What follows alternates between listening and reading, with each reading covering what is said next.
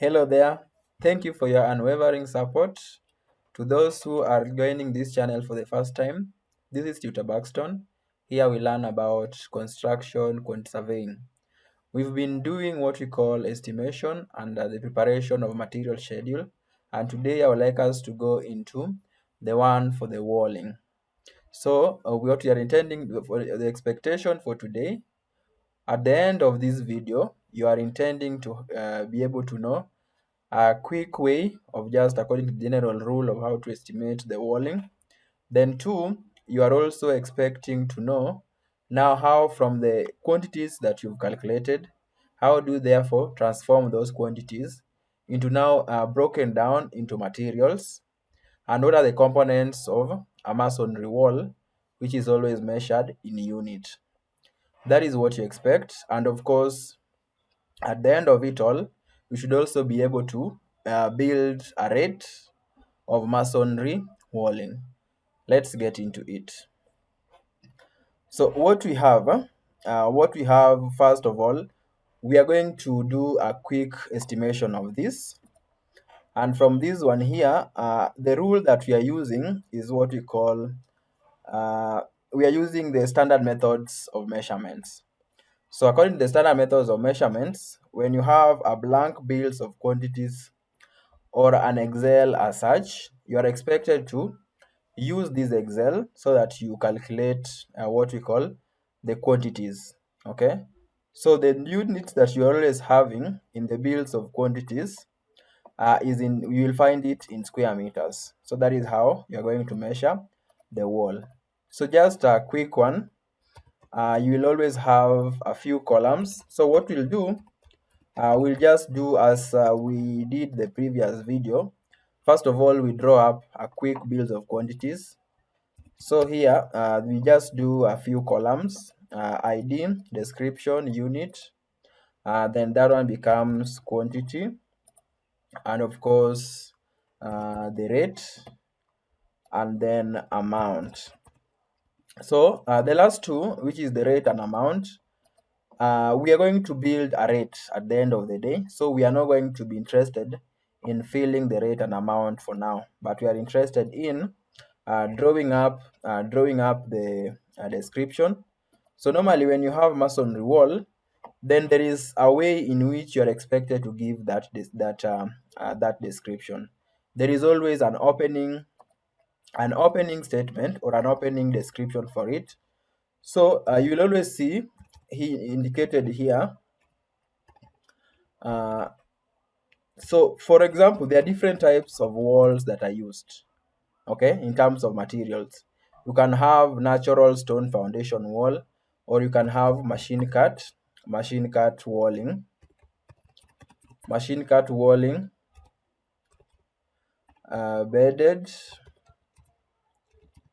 bedded and jointed in cement and sand, mix 1 to 3, mortar, with every alternating course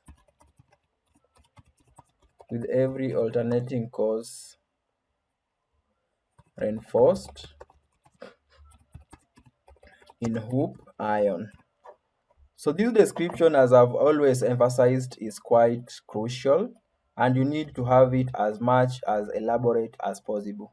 And the reason is it's going to determine what now are the constituents or materials that are associated with this wall, so that you are able to price it, because you realize that the costing at the end of the day is based on the individual prices of individual items which are making up this particular unit as a whole. So therefore, it's very important for you to be quite elaborate, so that you know exactly what goes into the final product. That is how you can always know how to price it properly. So machine cut walling. So machine cut, actually let me do here stone walling. So machine cut is a type of stone. They are normally uniform. Okay, of course I'll mention they can be like natural stones which are non-uniform. So like in this one, They are uniform, and of course the jointing, and which you will also be able to see when we are moving forward, and also how they have been jointed, the mix for that mortar, and also the reinforcement that is done for every alternating course. So this is the opening description. Okay, so from this opening description we therefore have in, so therefore our first item that we are going to have here is going to start with the thickness, 200 millimeters thick in external walling. Okay, so in case you're wondering how you come up with that, the thickness of that you read from the plan, and our plan is here. This is how it's indicated. This is what it reads. So you can see the external wall, it's 200 millimeters thick. Okay, so the external wall we are talking about is here.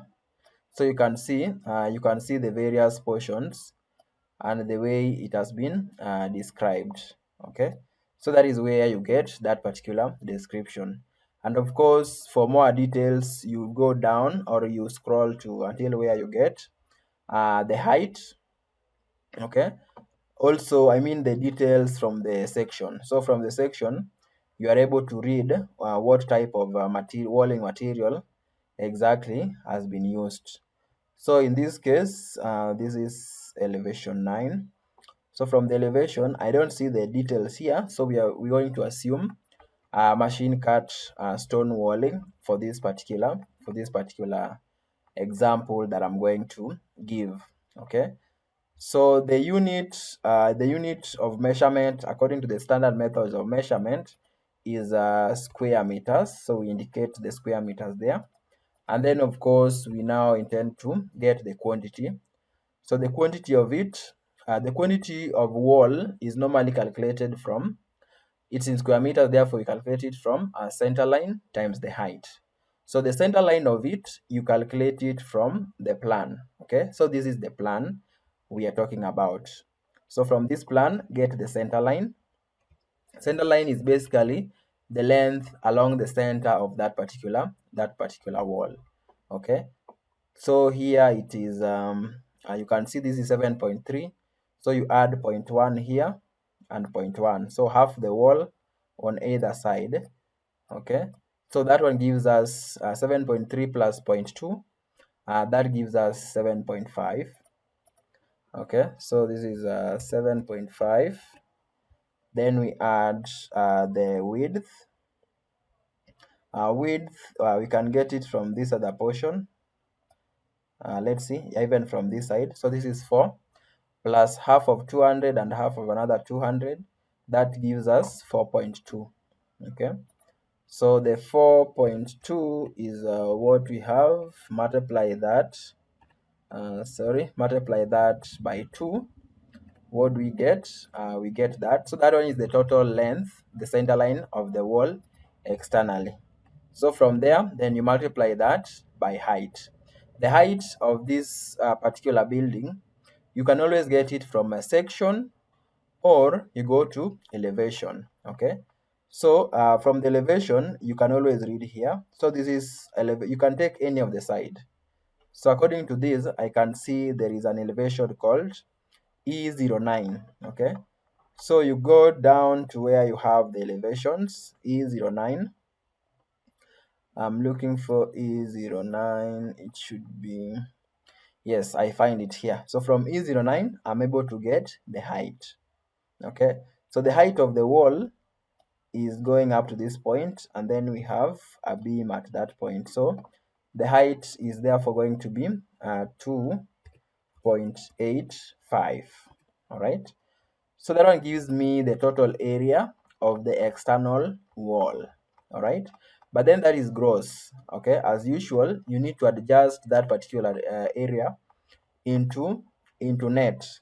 That means you need to subtract the openings. Okay, so what I'll do, I'll just pick a point like here. I want to start from this point going clockwise. Okay, so from this area that I've calculated, then I will subtract 1.5 times 1.7, that is window 1, Then the other one is 0.8. So what I'll do, I'll just have a bracket there. Then I now add all the openings together. So this is 0.8 times 1.7. Then I include the door as well. So this is 1 times 2.8. 1 times 2.8. Then I add 0.8 times 1.7. Or rather, I can just do this one times 2 so far. Then the next is going to be 1.1 times 1.7. So 1.1 times 1.7. Then plus 0.6. 0.6, this one here, times 1.7. All right, then 0.6, I never did that. Then I add another 1.5 times 1.7. So from where I had the 1.5 by 1.7, I can just multiply here by 2. Okay. So that is how that is done. I'm just confirming if they're okay. They look good. So that is now the net area of the wall externally. Then B is now get the internal wall. So we have internal wall here, and the area for that, you get the length as well. You can see the thickness is still 200. Okay, so this is also 200 millimeters thick internal walling. Okay, so that is the internal walling. It's also done in square meters, so I'll just copy that. And here I now have to get different lengths.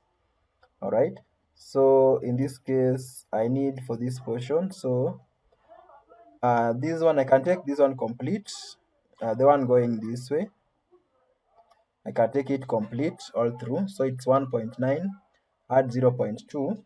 Okay, that one gives me 2.1. So 2.1, then I add the one for this portion. So this one can take another 2.1. Okay, this is the one I'm talking about, and the one that comes there. So that one is also 2.1. Okay, so when I add the 2, I get the total length. All right, so the total length, the height is the same as the one we have done above for the external wall, and there we did 2.85. Okay, so I'll multiply this by 2.85. So I have the total areas of that, but then I need to subtract the area for the door and the window. Okay, so I will subtract here minus 0.85 multiplied by 2.4 minus again 0.6. Oh, not really, that is a part of external wall, so I'll leave it at that point. So I have the total area of the external wall and the internal wall. So the next hurdle is now to transform that description plus the areas into now breakdown of materials. Okay, so that is what we need to look into now. So what we'll do, this one here, let me just describe materials breakdown. Okay, so in my materials breakdown, this is how I'll go about it. So I also need this, let me just make it for it to be bold. All right, so the items we've described are the items that are giving us the specific materials which we have here. So just as a way of noting it, normally what are the kind of, or which are the types of items that we have in a wall? Okay, So I'll just note them first. We've assumed that we're using machine cut stone walls. Okay, so this one, let me make it easier. So I'll have the item here, then I have the size. Okay, I can have the size there, or rather let me just have a unit. I think that is better. So let me just have that as a unit.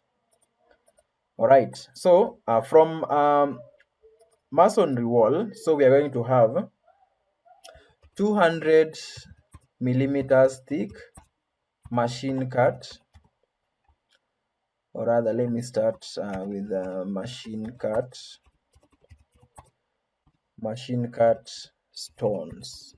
Okay, so this one, the size is 200 millimeters thick, so I'll start with that.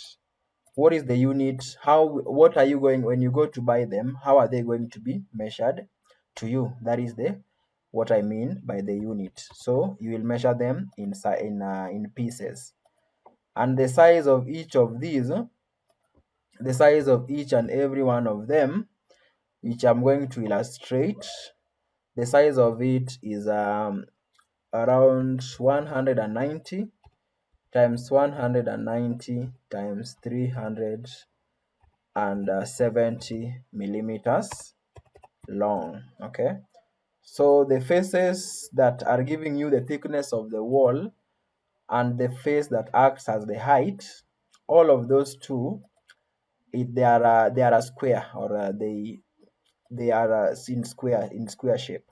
Okay, so it's 190 by 190 by 370 millimeters long, and because of these, because they are of equal sizes, that's why they are called machine cut. You are always able to have them in uniform sizes, and therefore you can do them in pieces, unlike natural stones, which you will have them in different lengths, so you always measure them in feet. So that is the difference in how you are going to inquire for these items, or whenever you've gone to buy the items from the suppliers.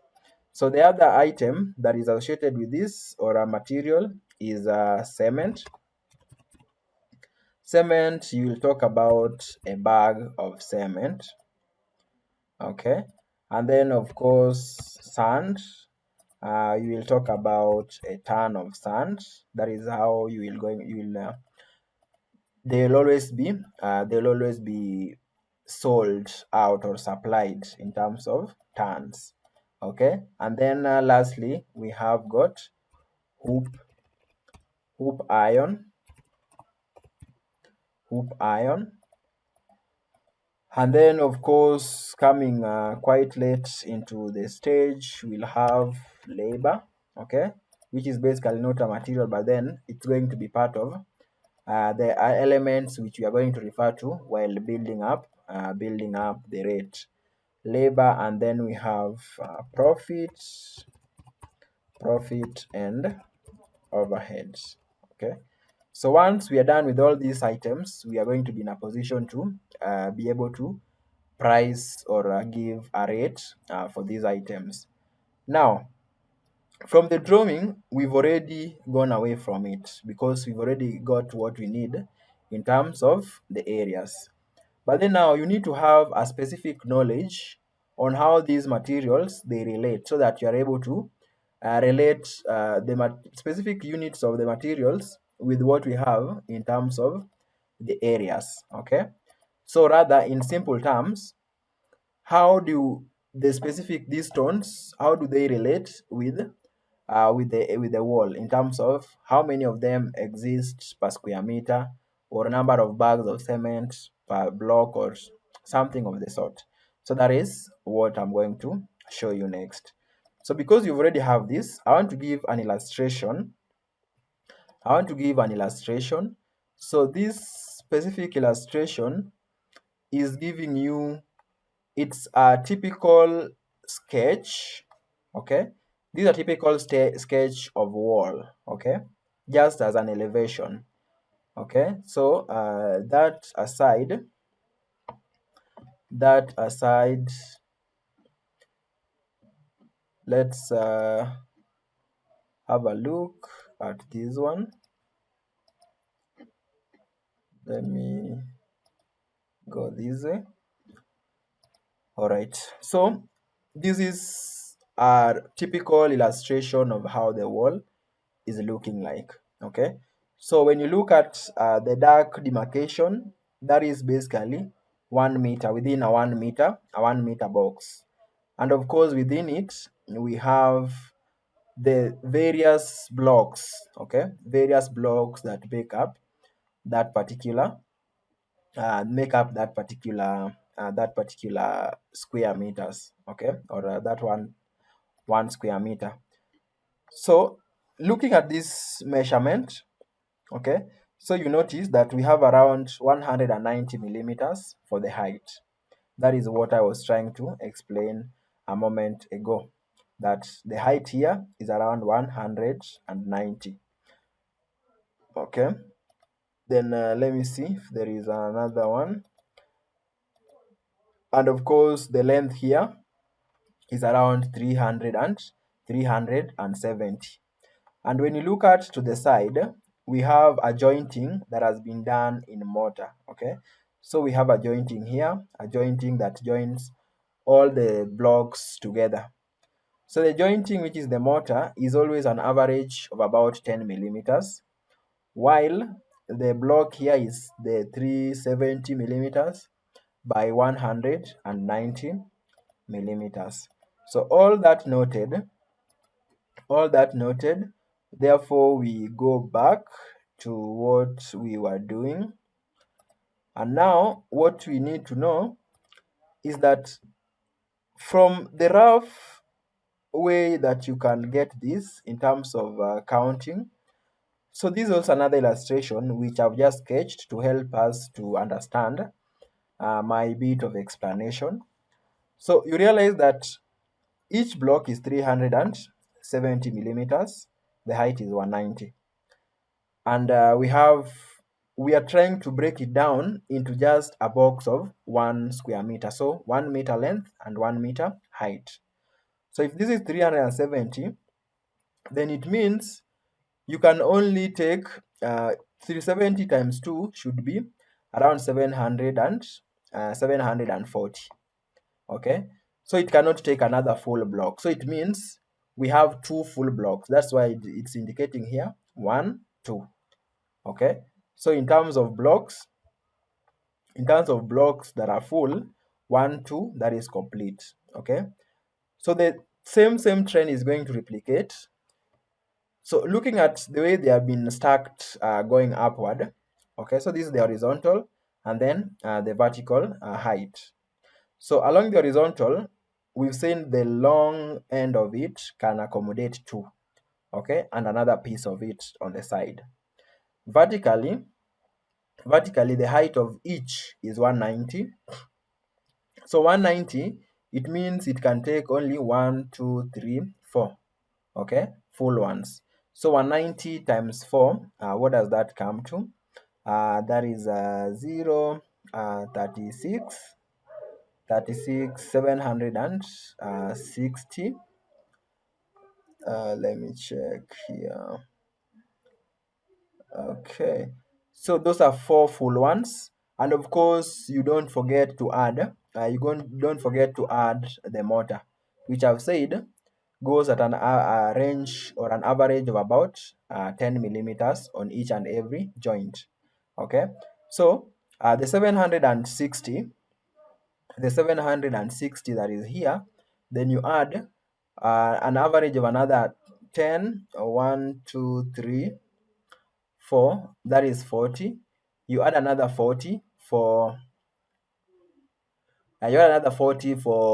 what you said is the mortar. Okay, so what does that give us? 40 plus 760 comes to around 800. Okay, so 800, then it means what we are having left is around another 200. So 200, it means there's another portion of that wall that is going to be accommodated up here. That is now the fifth row. And you notice it's slightly smaller. All right. So therefore we count just basically. So 1, 2, 3, 4, 5, 6, 7, 8, 9. Okay. 10, 10. That means we have just pieces of it. Okay. So I'm assuming that they are almost into halves. So the 10, 10 gives you another one. So that is 10. Then you go to 11, because those ones are almost three-quarter, almost towards nearing towards completion. So I'll take 11 as a full, 12 as a full, and then 13, 13 portions of it also as another full. So from the counting here, we have approximately 13 pieces of block per square meter, and I believe you are able to follow up from how the explanation has been put. Okay, so when we have that, therefore we have idea of what to have here. Okay, so let me just expand this so that we get proper into now our calculations. So we'll have here quantity per square meters. Okay, so every square meter we've now counted that we have 13 blocks. Okay, so then we have here let's have here the area. So the area here, we'll just add the two areas that we've calculated. Okay, we'll just combine both the external and the internal. So we have it that way. Okay, then here now we have total quantity of material. Okay, so what we'll have here is now the 13. We'll multiply that times now the area, because 13 pieces will be found in every square meter. And then we always never forget to have about 5% for wastage. Okay, so this one means we have the total number of pieces of block that we have is around 861 blocks that are going to be consumed in this total area. Once we have that, then we now go to cement. Okay, now cement, how do we relate each quantity of it that is going to be consumed within this particular wall? All right, therefore brings us to the next calculation. So how much of it is contained in every square meter? Okay, and according to what we are looking at, according to what we call, you can call them constants or factors that have been brought about by thumb rule, okay, or rule of thumb, which is normally arrived at as a result of experience, comparisons, and so on. So once you build up that, you can always come to a constant that normally helps you to calculate these items. So I'm going to give you that constant that is applicable for such a scenario. Therefore, for every square meter, for every piece of block, this is 13, is assumed to be using like 0.018 of cement. Okay, so in terms of what you're mixing, in terms of what you're getting, you assume that it's going to take 0.018 for the area, okay, or a bag of cement. So the 0.018 is a ratio of bag of cement that is going to be consumed by each and every block for that case. So we have cement coming to that. Therefore, for every square meter, so it's 0.018 times 13. Okay, so the area is the same that we are using here. The total quantity, which is now in terms of bags of cement, is therefore going to be quantity per square meter multiplied by the total area. Okay, so that one gives us about 15 bags, of 15 bags of cement. Okay, then we go to sand. So this brings us to another important part of this description. It's stating cement and sand are in mix 1 to 3. Okay, so therefore 1 bag of cement is supposed to be taking 3 wheelbarrows of sand.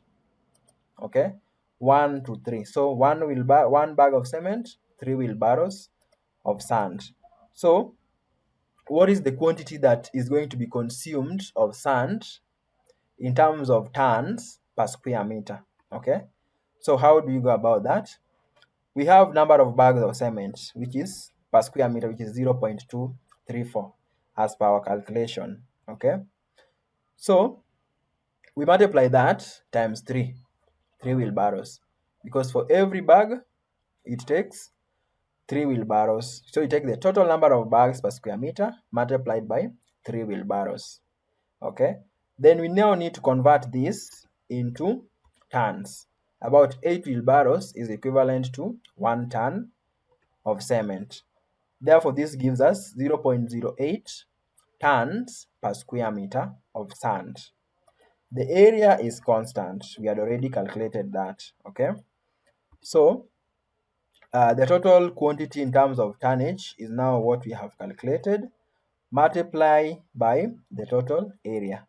So this gives us about 5 tons. Let me just also round up this one quite fast. All right, I'll maintain it there. So we have that number of tons of sand to be consumed. Then we are going to have hoop iron. Hoop iron is sold in rolls. Okay, hoop iron is sold in rolls. So what is the quantity that is approximated to be going into every square meter? Okay, so in this case you can always just get, because it's sold in kgs, you can always, there is also a factor to it, because you can get the length which is stretching. You can always get the length stretching on every alternating course.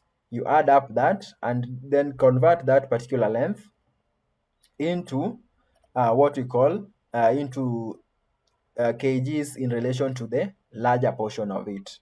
Okay, the entire roll.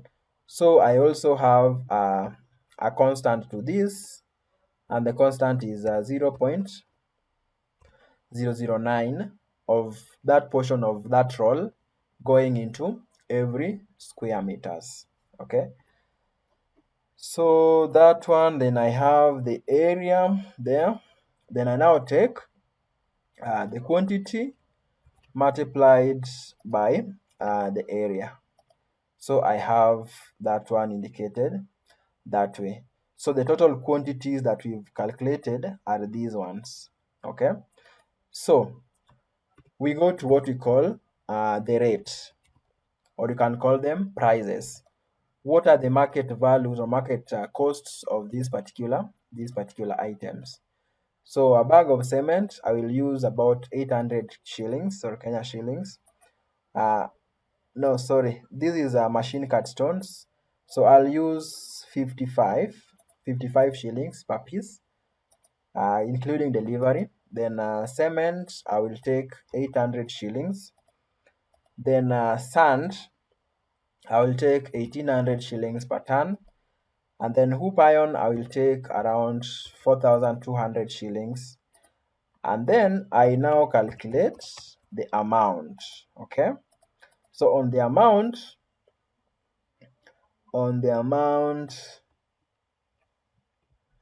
or rather, without going to take the entire doing the entire work, I'll just do amount per square meter. Okay, because I have the quantities per square meter, it's just easier to take it direct. So I'll take equal to machine cut quantity per square meter is that, multiply by the cost. Okay, so let me see what that comes to. All right, So this is what I'm getting. This is what I am getting for this. Let me check the hoop iron. Yeah, everything looks in order.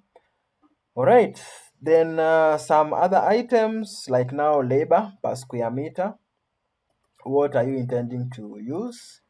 Or yeah, so labor per square meter is normally somewhere around, let me say, 350 shillings per square meter. Okay, and then profits and overhead. So I'll just get the total. I just get the total of this, then calculate the other bit as a percentage. Okay, so let me add this one. Sorry, let me add that. It comes to that.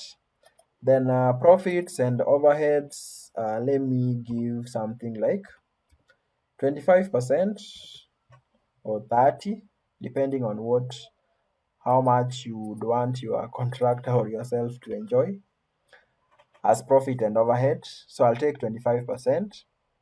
So this one multiplied by 0.25, I get that. So the total